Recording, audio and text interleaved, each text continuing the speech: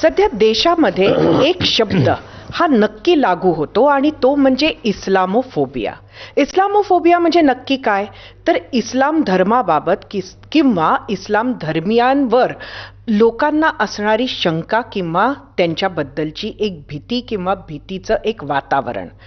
अशा पद्धतीचं वातावरण महाराष्ट्रात सध्या नक्कीच पाहायला मिळतंय. वेगवेगळ्या घटना घडल्या ज्याचा थेट संबंध कुठंतरी इस्लाम आणि धर्मांतरणाशी जोडला जातोय आणि त्यामुळे या इस्लामोफोबियाच्या वातावरणाचा महाराष्ट्रात समाजात मात्र मोठा परिणाम होताना आपल्याला दिसतोय. जे होतंय ते चांगलं नाही, जे होतंय ते समाजासाठी सुद्धा चांगलं नाही. त्यामुळे मुस्लिम समुदायाचा एक प्रखर आवाज, एक प्रखर नेतृत्व म्हणजे MIMचे इम्तियाज जलील.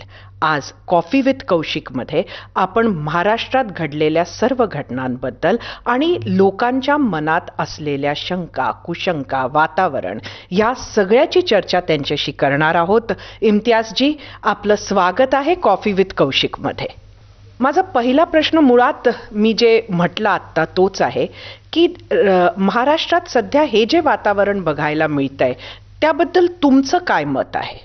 नाही, कोणीही म्हणजे या देशावर प्रेम करणारा माणूस जे आहे, जे आज देशामध्ये चाललेलं आहे, महाराष्ट्रामध्ये काही वेगळं नाही चाललेलं आहे मला असं वाटतं. कारण काही दिवसापूर्वी मी गुजरातला होतो, अनेक दिवस मी गुजरातलाही थांबलो होतो आणि जी परिस्थिती मी महाराष्ट्रामध्ये बघत आहे तीच परिस्थिती मी गुजरातमध्ये बघत आहे, तीच परिस्थिती उत्तर प्रदेशमध्ये आपल्याला बघायला मिळत आहे, दिल्लीमध्ये बघायला मिळत आहे.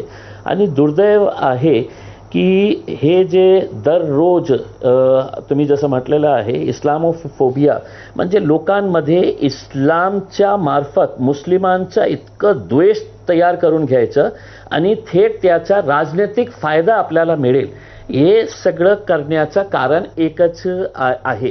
आपल्याला माहीत असेल की गुजरातमध्ये जेव्हा भारतीय जनता पार्टीची सत्ता आली त्याचं मुख्य कारण हे होतं की ते गुजरातमध्ये ते दंगल भडकलं होतं.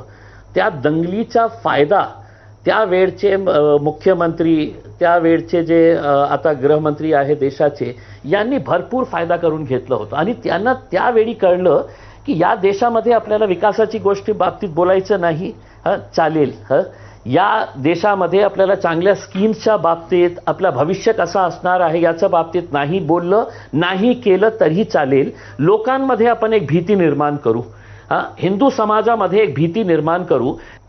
या ज्या गोष्टी तुम्ही सांगत आहात याच्यावर आपण चर्चा करूया, पण मुळात म्हणजे ह्या सगळ्या शंकांचं जे एक मूळ आहे त्याच्या पाठीमागे एक शब्द आहे. मला माहिती आहे तो शब्द तुम्हाला आवडत नाही, याआधी पण आपली एकदा चर्चा यावर झालेली आहे. तो